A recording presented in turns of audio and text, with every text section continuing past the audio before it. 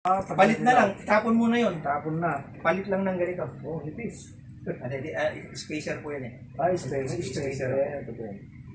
Palit na po yan. Yan lang. Opo, ito po yung unang defense po niya. Oo. After po niyan, ito po yan yung pinapalitan mo, may extra ka ng 80 pads.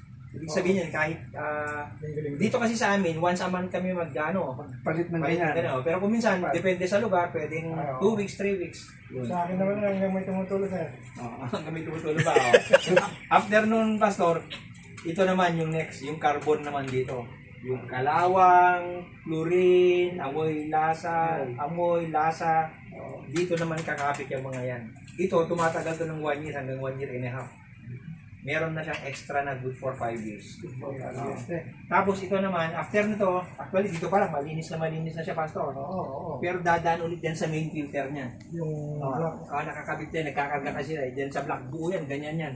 Oo. Isa na lang Main filter yan. main yung main niya. Good for 5 years na yun. 5 years na. Oo. Tapos ito naman, yung white na yan, yung ceramic yan, lifetime na yan, hindi mo napapalitan yan.